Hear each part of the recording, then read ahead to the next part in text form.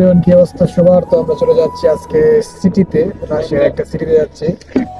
তো সিটিতে যাওয়ার পরে আমরা যা যা দেখবো আপনাদেরকে অবশ্যই দেখাইবো। আপনার সাথেই থাকবেন, এনজয় করবেন, দেখবেন। এই যে আমার বন্ধু, উনি সিটিতে যাবে, তো মানে উনি অনেক এক্সাইটেড। চুলের কাটিংটা দিচ্ছে অনেক সুন্দর, দেন এখানে বাসের ভিতরে অনেকেই আছে, অনেকেই যাবে আমাদের সাথে। তো সিটিতে যায় আপনার যা যা দেখতে পাবো, তো আপনাদেরকে অবশ্যই দেখানোর চেষ্টা করবো। তো অবশ্যই আপনার সাথে থাকবেন, লাইক ফলো সাবস্ক্রাইব অবশ্যই করবেন। তো enjoy করেন।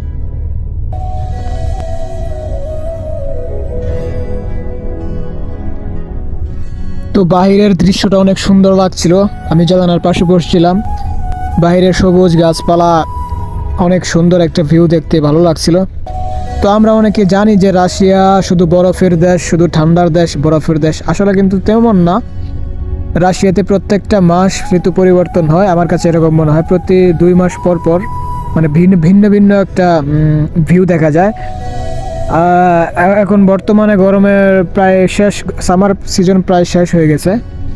তো আর কিছুদিন পরে এই গাছগুলো আর এরকম থাকবে না, সব গাছের পাতা ঝরে যাবে তখন।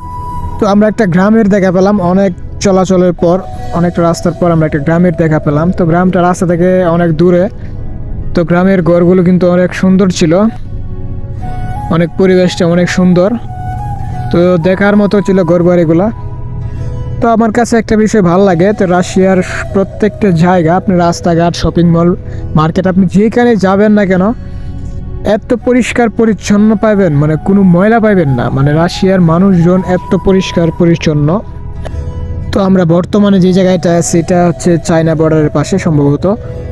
তো এটা হচ্ছে রাশিয়ান মার্কেট, হয়তো রাশিয়ার এই মার্কেটটার পিছন দিকে সম্ভবত চায়নার বর্ডার। তো এখান থেকে দেখা যাচ্ছে না, হয়তো একটু সামনে গেলে দেখা যাবে।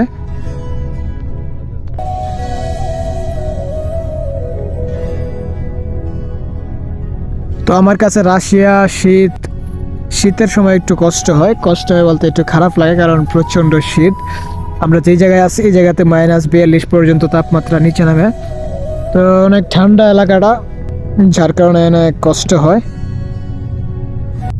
তো আপনারা যারা রাশিয়াতে আসবেন অবশ্যই ভেবেচিন্তে আসবেন, কারণ বর্তমানে প্রতারিত হচ্ছে অনেক বাংলাদেশি ভাই।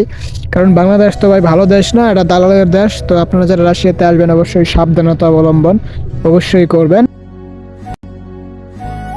উনি সম্ভবত বঙ্গবন্ধু শেখ মুজিবের মতো হয়তো এমন কেউ, যার কারণে হচ্ছে সম্মান তার।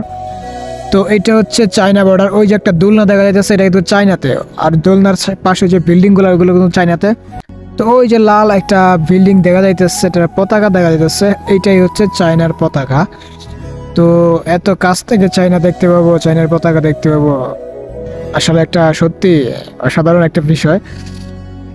জাস্ট ভিউটা দেখেন আপনি, রাশিয়া কেন ভালো লাগবে না বলেন? কিন্তু দুঃখের বিষয় হলো আজকে আমরা দুপুরের টাইমে চলে এসেছি, যার কারণে কোনো মেয়ে দেখতে পারতেছি না, লোকজন খুব কমেই। আপনাদেরকে কোনো মেয়ে দেখাইতে পারতেছি না, রাশিয়ান মেয়ে তো খুব কম।